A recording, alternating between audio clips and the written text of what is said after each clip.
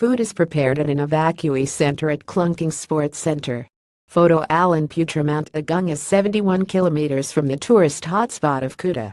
Flights in and out of Bali International Airport remain normal with 50,000 to 60,000 travelers in and out of the island every day, says Ngurah Rai Airport General Manager Yana Suprayogi. Aviation will only be affected if volcanic ash is present with none detected, as of Sunday morning local time. The Director General of Air Transport, August Santoso, said, even if the volcano erupted with lava it would not affect aviation, unless there was also volcanic ash. Mount Agung in Bali, Indonesia. Photo Alpine alternative airports outside of Bali had been prepared for diverted flights if volcanic ash was detected. Mr. Santoso said 300 buses would be available to transport affected travelers to ferry ports and bus stations so they could leave Bali if flights were affected. Niwayan Purna remembers the 1963 eruption which killed more than 1,000 people.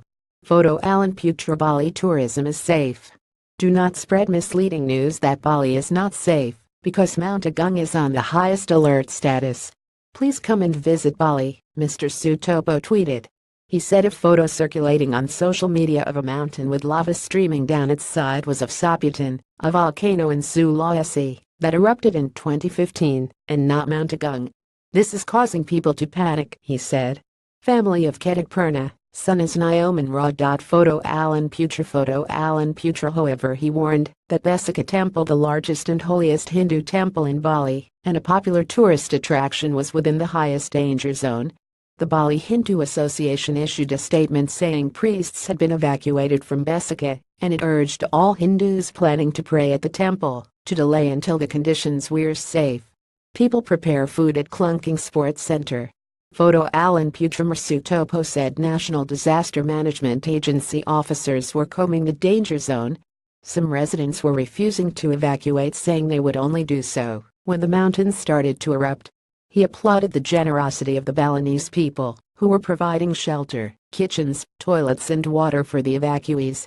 Locals were also providing areas for evacuees' cattle, so they did not have to sell them. Karangasem Regency spokesman Ijid Waskita Sudadiwa said the exclusion area was divided into 3 zones.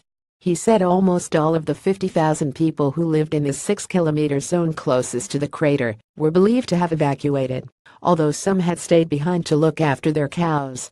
However, only a small percentage of those within the outer zone had evacuated because even though the area was within the 12-kilometer radius it was considered safe.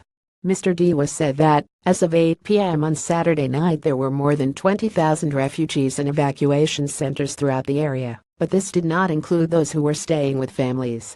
We predict the numbers are more than double the official figures we have, he said. Mount Agung last erupted in 1963, killing more than 1,100 people. Many who evacuated went through the 1963 eruption and are still scarred, so they are evacuating, Mr. Diwa said. It was when the underground waves stopped moving from side to side and started to thrust upwards that Nyoman Raw's extended family of 11 siblings decided to evacuate. It was like something was pushing from the ground. It was better we evacuate. We didn't want to take the risk, Mr. Raw said. The family live in Sabuti village, 10 kilometers from the summit of Bali's ominously grumbling Mount Agung volcano, and the memory of the 1963 eruption, which killed 1,100 people, is etched in their minds. 500 people died from Mr. Raw's mother's village alone. There was a thundering sound when it erupted, then it was completely dark. I couldn't see anything, Niwayan Purna recalls. Ashes covered the air. I ran every few hundred meters and curled up when it blinded my eyes. Ms. Purna survived, but her husband found his father dead, hugging 3 of his grandchildren. They were sent to fetch him, but ended up dead with him, Ms. Purna says. This time they were taking no chances. Mr. Raw was forced to sell his cows half price for 6 million rupees, $600. There was no much I could do. If I left them up here and something happens, I will lose out completely. The family is now sheltering in a sports center in Klungkung, a regency famous for its classical Balinese paintings, mostly depicting Sanskrit epics Mahabharata and Ramayana. Ms. Purna was worried, remembering how the family dug cassava and ate banana trees and grass, sometimes going days without eating after the 1963 eruption. But today's government is very good, she says.